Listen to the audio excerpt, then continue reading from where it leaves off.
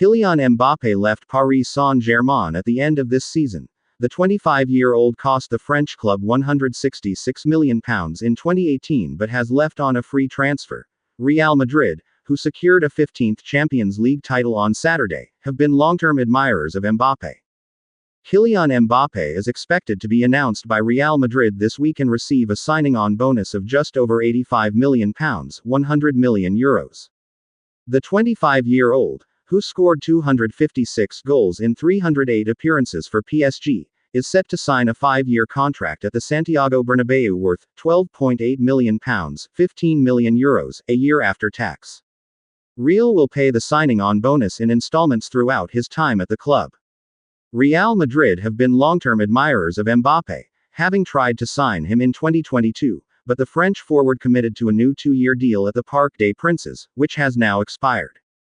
Mbappé refused to activate a 1-year extension in his PSG contract, which has allowed him to move for nothing, just 6 years after costing the French club £166 million. The World Cup winner has taken a pay cut to move to the Santiago Bernabéu.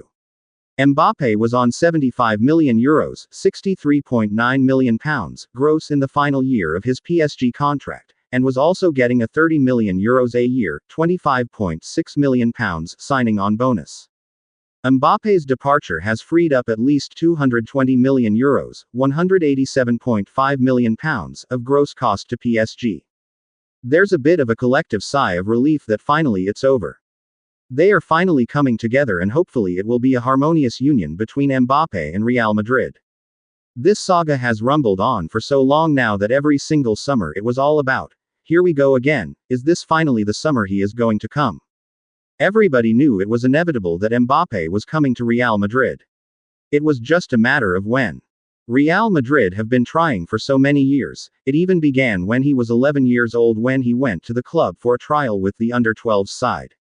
He decided not to stay because his parents felt he was better off staying in France to grow and develop. In 2017, that was the real first time they came in for him when he was at Monaco. It didn't work out as PSG came in and hijacked the deal.